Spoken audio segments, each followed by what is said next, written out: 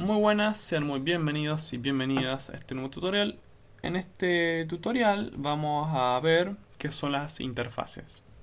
Esto está en la parte del capítulo 10, es una parte del capítulo 10. Entonces, ¿qué es una interfaz? Una interfaz, uno lo podría pensar como si fuese un contrato. Un contrato en el que ya podemos mostrar una interfaz. Uno declara los métodos que sí o sí se tienen que cumplir. Esto es especialmente útil para poder asignar una funcionalidad común a muchas clases que posiblemente no estén relacionadas. Pues recordemos que esto si no lo podríamos hacer por herencia. Hacemos una superclase que tenga estos cuatro métodos, los podríamos declarar de forma abstracta y que las subclases lo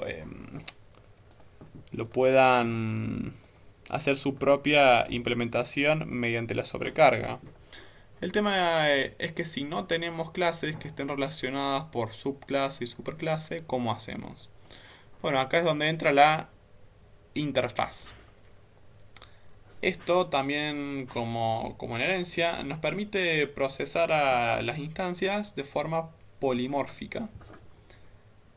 Es decir, que los objetos que implementen la misma interfaz pueden responder a todas las llamadas de los métodos de la interfaz. Es decir, que cualquier clase que implemente, esa es la palabra clave, antes era extender en herencia, acá en interfaz es implementar. Cualquier clase que implemente esta interfaz puede responder a la llamada de estos métodos.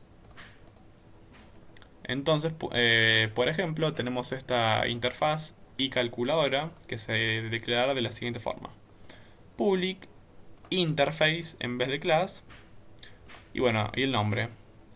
Por lo general uno lo empieza con una I latina mayúscula para indicar que es una interfaz a simple vista. Y después el nombre de la interfaz. Acá se declaran los métodos que se quiere usar, que bueno, con su visibilidad, su retorno, su nombre y sus parámetros. Fijémonos que si quisiésemos poner llaves, no nos dejaría, nos tira un error, porque estos son métodos implícitamente abstractos. No hace falta poner acá abstract.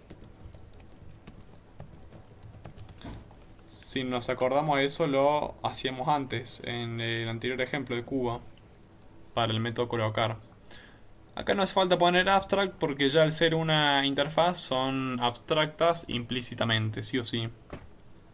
Entonces bueno, tenemos estos cuatro métodos que reciben siempre enteros, que son suma, resta, multiplicación y división, que devuelven enteros. Probablemente un entero no sea la mejor opción, porque si ponemos un 8 y un 3, la división da un número decimal. Pero bueno, no importa. Entonces este es el contrato que le damos a todas las clases que quieren implementar y calculadora.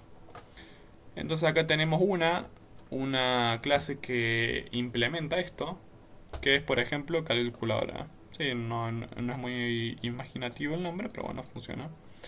Entonces ponemos public class, calculadora, implements, como antes pusimos extends, ahora ponemos implements y calculadora. Y bueno, empezamos a sobreescribir todos los métodos. Si vemos por ejemplo que nos falta sobreescribir división, Java se va a asegurar de decirnos, porque no nos va a dejar compilar hasta que lo implementemos. Vemos que dicen: el tipo calculadora debe implementar el método abstracto heredado de y calculadora. Entonces bueno, add, y vemos que acá funciona. O sea que sí o sí los tenemos que implementar, no hay de otra. Bueno, acá la suma es a más b, la resta es a menos b, multiplicación y división.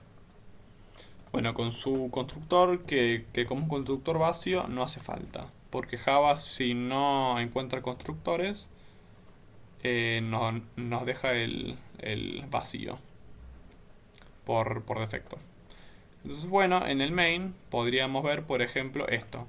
Creamos una nueva calculadora y empezamos a usar los métodos que ya sobrescribimos. Veamos que funcionan perfectamente. A ver, déjame limpiarlo. Ven que funciona perfectamente. A ver si esto está de más. 8 más 2, 10, 8 menos 2, 6, 8 por 2, 16, 8 sobre 2, 4. 8, 2, 8, 2, 8, 2, 8, 2, está perfecto. Ahora, esto no resalta el verdadero poder de las interfaces. Una interfaz, como ya dijimos, el verdadero poder es procesar en forma polimórfica, que es lo que hice acá abajo. Entonces, podemos mostrar esto. Acá lo que se hizo fue, si lo separamos un poquito, crear un arreglo de interfaces de calculadora. Y bueno, le pusimos calculadoras donde adentro, a ver, como no hicimos muchas implementaciones de calculadora, puse la misma calculadora muchas veces. Pero bueno, esta podría ser calculadora 1, esta podría ser la número 2. Y bueno, podrían tener implementaciones totalmente distintas, ¿no? Pero bueno, yo los puse todos iguales porque no hice más implementaciones. Y bueno, lo que podremos hacer acá es, por ejemplo, hacer un for each de este arreglo que pase por todas las calculadoras en calculadoras y que, bueno, obviamente estas son de tipo y calculadora. Bueno, y entonces, por ejemplo, podríamos tener 1000 millones de calculadoras y con estas líneas podremos pasar por las 1000 millones. Ahora, esto al ser de tipo y calculadora, únicamente tiene acceso a estos métodos que están acá. Y calculadora, veamos que calculadora tiene únicamente acceso a división, bueno, aparte de los métodos propios de cualquier objeto, tiene acceso a división, resta, suma y multiplicación, nada más. Ahora, calculadora podría, por ejemplo, tener también una potencia. Y potencia que está fuera de la y calculadora. Y a esta clase no tendríamos cosa. Creo que esto funciona ahora. Me ha funcionado.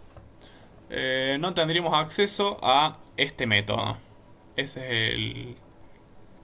Como está fuera de la interfaz, no podríamos accederlo desde aquí. Una vez que ya lo casteamos a y calculadora. Veamos que potencia no existe. Pero acá afuera, potencia de esta calculadora, que es de tipo calculadora, sí que le tiene potencia. Pero bueno, nos permite hacer cosas así. Podríamos tener 10.000 millones de calculadoras y pasar por todas por esta. Es muy parecido a la herencia y a la sobrecarga de métodos. Pero bueno, esto nos sirve para clases que no estén relacionadas. O sea, que no sean subclases y superclases.